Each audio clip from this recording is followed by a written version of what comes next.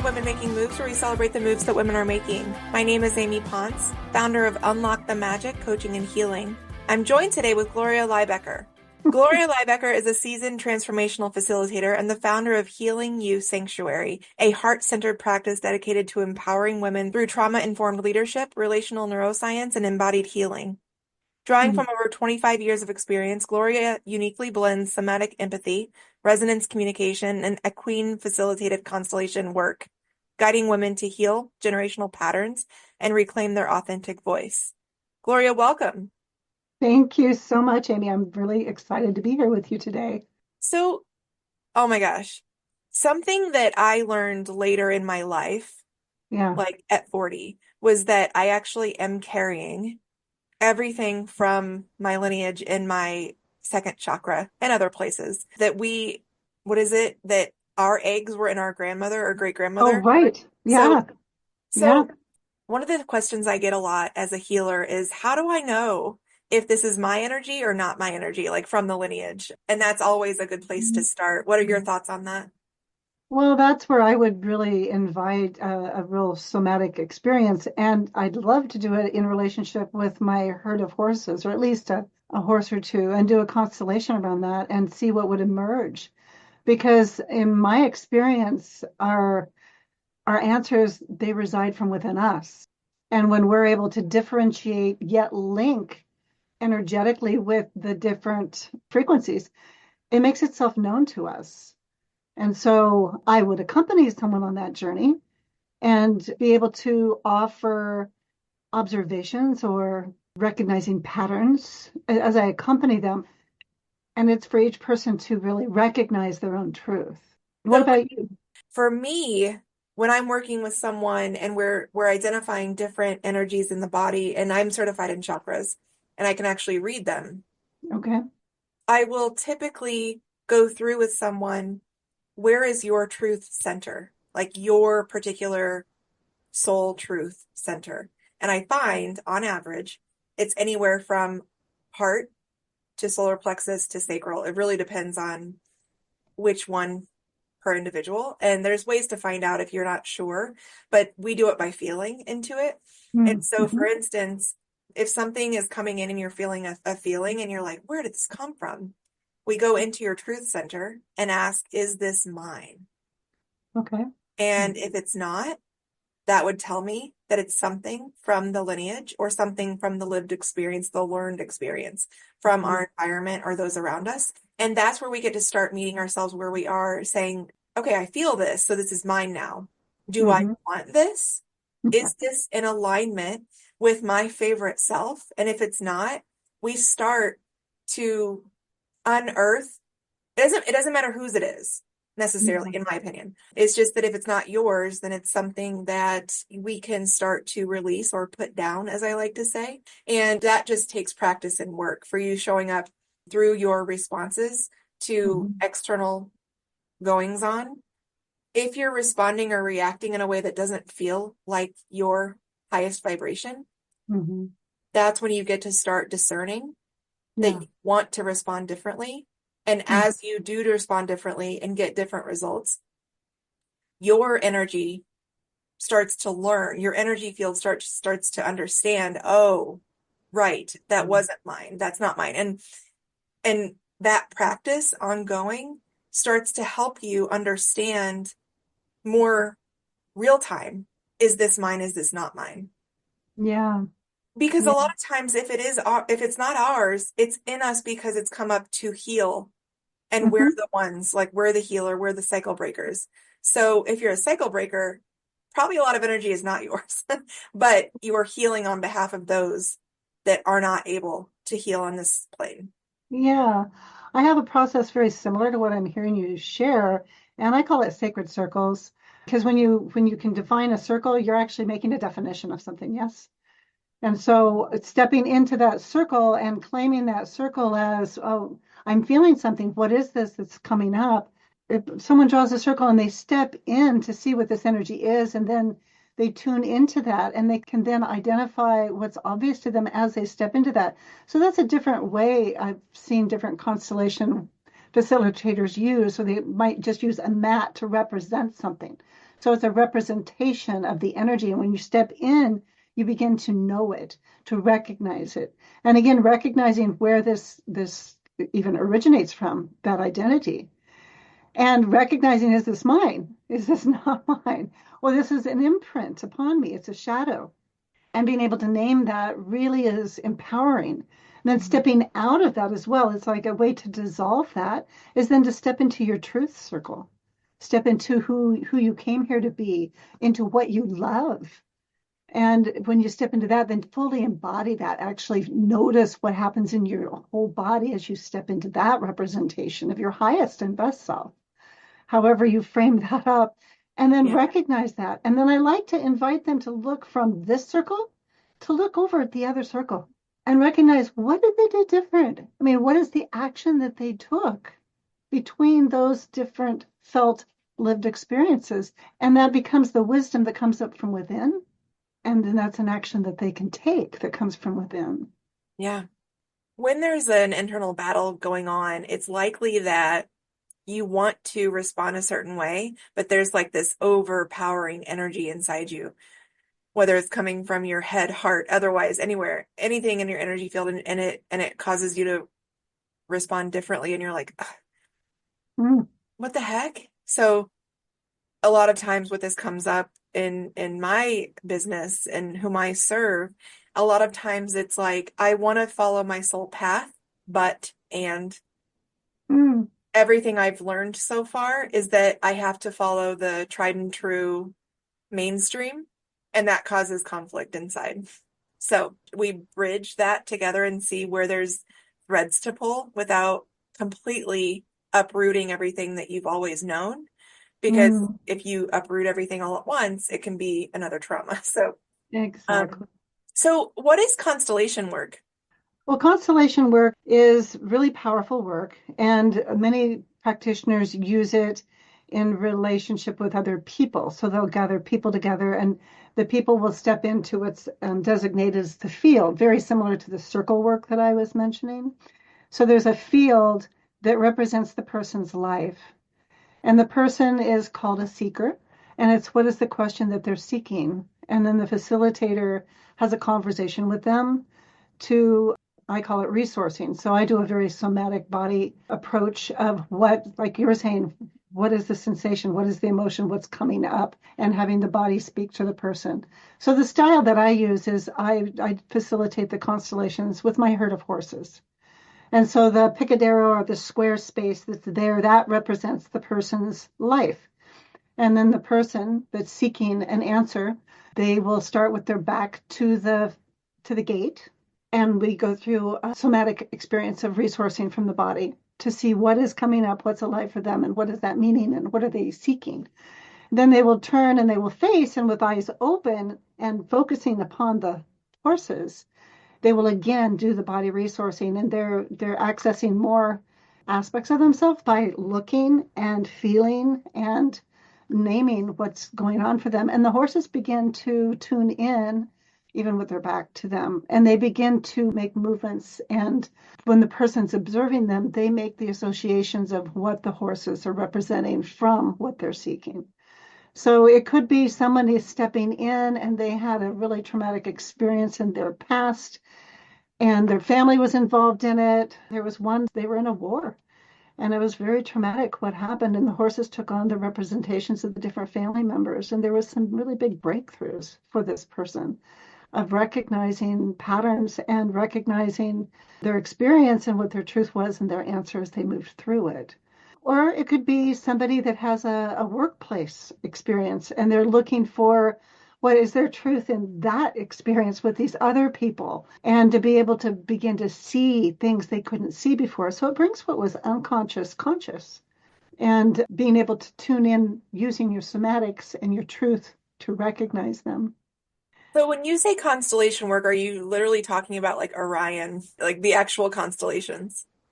No, I mean, the constellation, when you look at it, the constellations, all these different stars represent the whole. Right. And so the constellations can actually go back generations.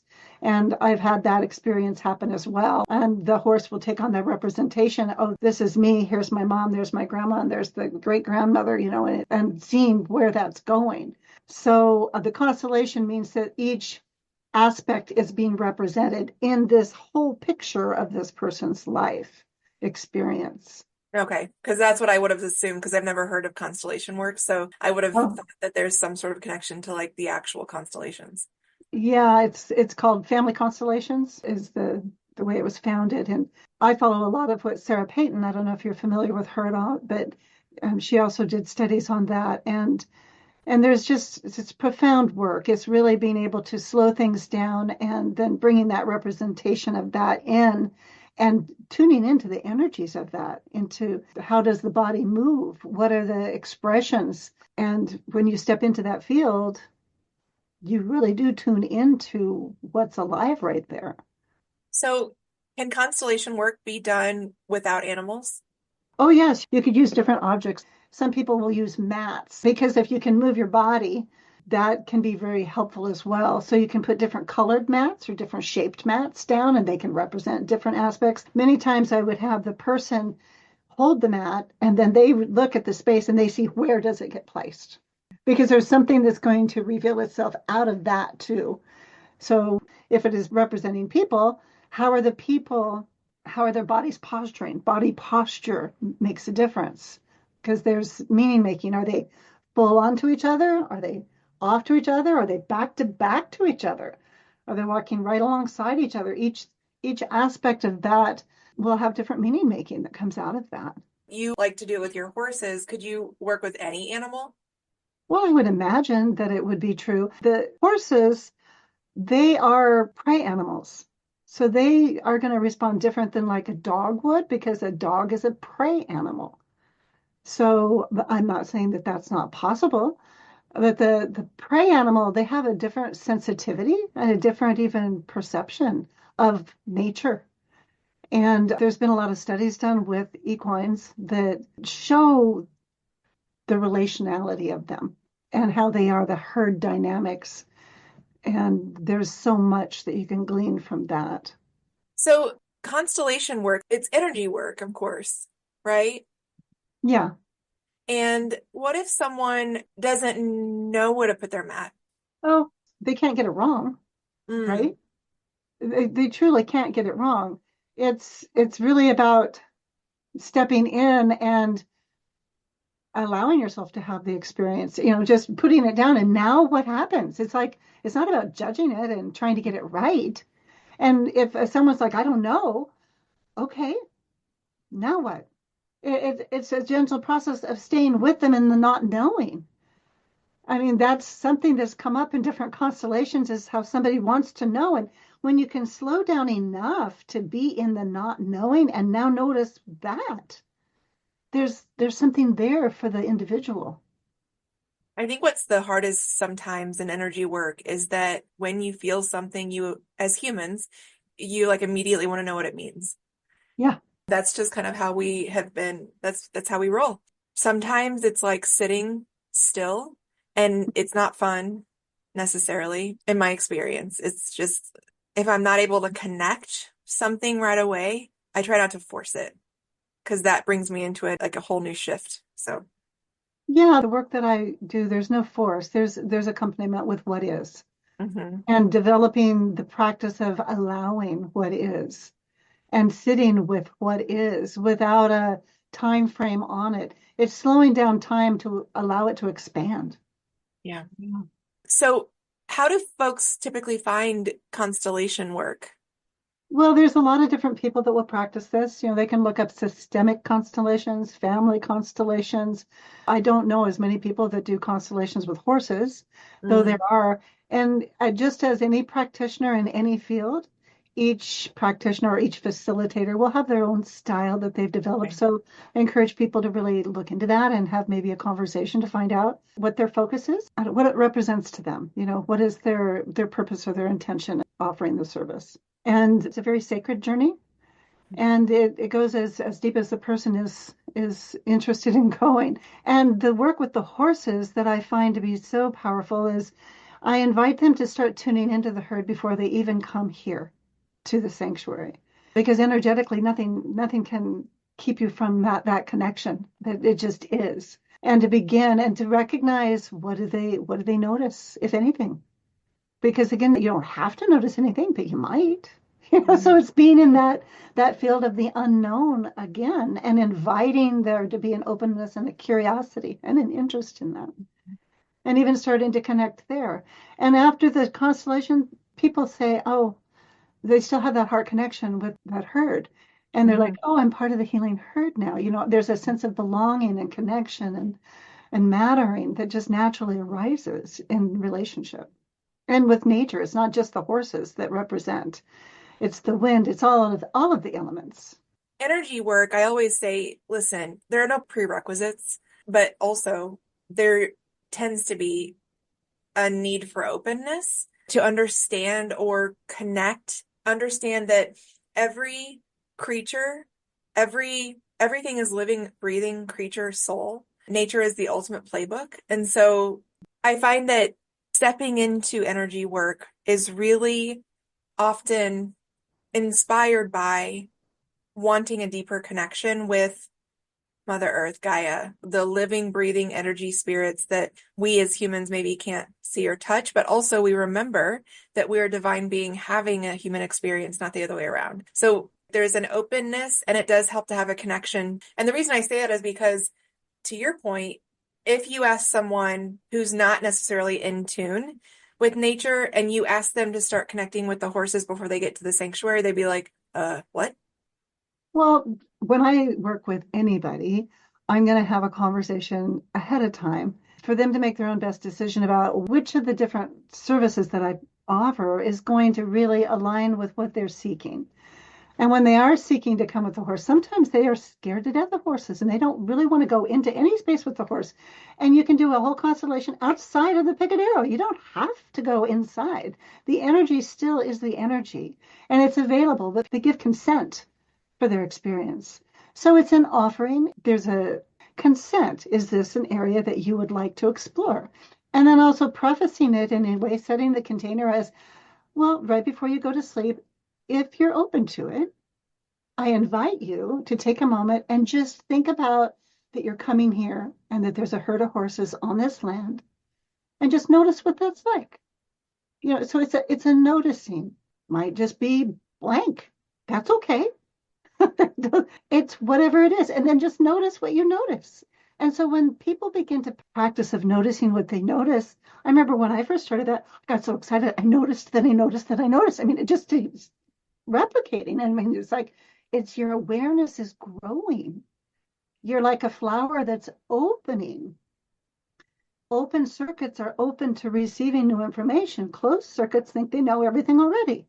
So, Gloria, what moves are you excited to be making right now? Well, in the last couple of years, I've really shifted my attention to what I'm about. I have so much more clarity on that. I really enjoy mentoring people that are about supporting other people, particularly women, because women are natural creators. And I desire to walk alongside people so they become more aware of what they're creating and they can be in choice around that. I struggled with knowing how to make a choice. I was looking outside of myself. Well, to learn how to look within yourself, having accompaniment with that and doing it in a small group of women is a really beautiful experience. So I'm really passionate about creating small containers of 6 women in each cohort and then having a focus on developing awareness of your own consciousness and using these practices and then practicing them in relationship with one another. There's exponential benefits of being in relationship with one another.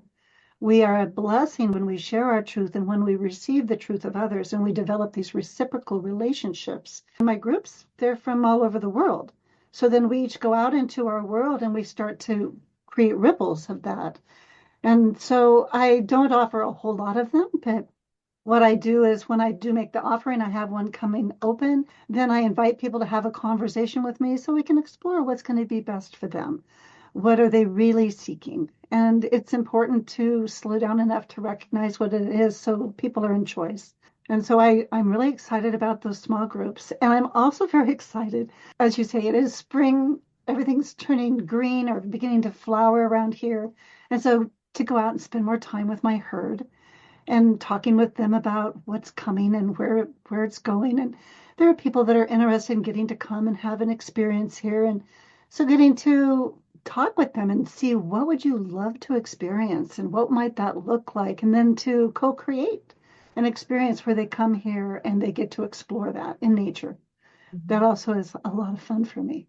So I too host several containers, and there's something so exquisite about hearing other perspectives or someone's journey or remembering of their Mhm. divine soul self that depending on where you are, when you come together in a group, it's heart soul led. Before you know it, other people are mirroring back to you what you may not have been able to articulate. Yeah. So the beautiful excavation and unearthing of what you may not even know yet in your direct consciousness is something that is always so. I leave the different cohorts that I lead and I'm like, wow, every single time, like, look at what we stirred up in this like really beautiful way to not only bear witness to one another, but to start to Mhm. nurture, foster the trust or the knowing of something that we may have been suppressing our entire lives. So it's Well, pretty, then there's something in that expression or in receiving the expression. Again, it's that reciprocal relationship yeah, where the bedrock of trust is really recognized and it grows. yeah, In my experience, it becomes indescribable, but it's yeah, really felt. You yeah, really can feel it. It just, yeah. there's a softening to it for me. I do have also something that I really I like to offer people. I'm not able to work with everyone, and yet because of my experiences in life, I was seeking resources that would meet me where I was. I've created a free online course that gives people a taste of what it would be like to work with me, shares more of my story and experiences. And so I make that available to people. And from that, then there's also these different touch points that I invite them to reach out and just to communicate because we need more communication. Mm. We need more Cool. opportunities to connect. So I want to go to a post that you recently made on LinkedIn. I'll be happy when is a lie you've been sold. This contract with life keeps you stuck in performance mode. I'll rest when the launch is done. I'll feel good once I hit that next goal. My life is so good on paper, so why don't I feel happy? Yeah. This is something I feel like we can all resonate with, and something that I have found. And so for me, in my corporate world, it was always just getting to the next thing. Yeah. And I didn't know how I wanted to feel when I got to the next thing. So I was getting promotions, different ladders up in my world, but then it like fall flat. I'd be like, oh, it's kind of anticlimactic. And I was like, oh wow, Yeah. I don't know how I wanted to feel. So okay, here I am, and it's Mhm. just kind of like meh, okay. I mean, it was like on to the next. So yeah, talk to me about this. I'll be happy when attaching to a quote unquote future outcome leads to, in my experience, just never ending expectation and disappointment. Yeah. Oh, definitely. Well, you're not really living in the now at all. You're living in the future with this expectation of what it's going to look like, and then it's a letdown when you get there because you weren't really feeling where you were to begin with, and you still don't know how to feel. You still don't know how to be instead of do. And that's a big thing, and it's a big imprint or it's a belief system. It's been passed on for generations as a way of, well, that's just the way it is. That's not true. And so it's recognizing that it's not true, even though the masses seem to follow this path, it's possible to follow your own path anyway. And that's true liberation right there. One of my favorite questions to ask when someone says they can't Oh, do something, I'll say, yeah. is that true? Like Yeah. in the court of law Yeah. of all that is that true? And they're like, whoa, it's not that deep. I'm like, so is it true? And they're Yeah. like, no, it's not true. I'm like, right. So who told you? So it's just kind of allowing that space because we aren't often in the mainstream presented with the opportunity to question Mhm. societal expectations or norms. So I love being that moment where who says I can't wear a hoodie to like this five-star Michelin restaurant? Who said? We're entering into a space and time where we're not only encouraged to ask why, but also getting back to how do you want to exist first? Like, what does that look like before you were told? And it's Mhm. not suggesting that it would behoove us to work together in a way that makes society more efficient. It's just like it gives the flexibility for like a both and, meaning Mhm. don't fall in line Yeah. with what's expected of you, but when you're at the bakery and there's like a lot of people there, it would be helpful to get into a line to wait your turn, right? Yeah. So it's providing that point of like who said why and what would be helpful for all humanity Mm. and not just one type of person.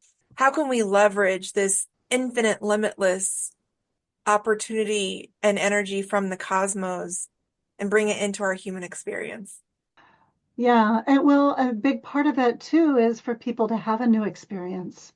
A lot of people are in situations or circumstances or environments where they're closed circuits. Things aren't allowed. And so that's why I really love the practice of allowing, of noticing, of being, and also recognizing without making wrong how people conform. It Yeah, makes sense. It makes total sense why this happens. And also, spoiler alert, everybody's born into it. It doesn't mean you need to stay there. You can awaken. You right. can recognize your spirit within you. We all have it, even if it's been dulled down and dimmed. It's still there. It's not extinguished. No, it just might be flickering. And so Yeah. find the individuals. So find the individuals that you resonate with Mhm. and allow yourself to pull that thread within you.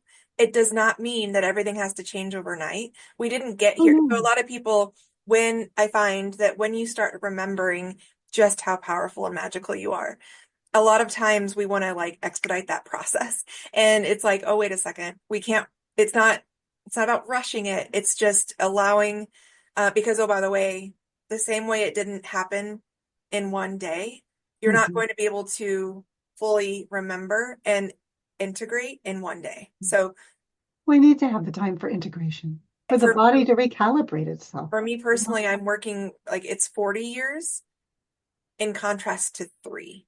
So oftentimes, like when the old stuff comes back in, it's like, okay, welcome. Hi. I love that. You The get room. welcoming. Yeah. I see you. And show her being the version of myself that's coming in to say, ooh, should we be doing this? Um, Showing her how we would like to show up for the future and Mhm.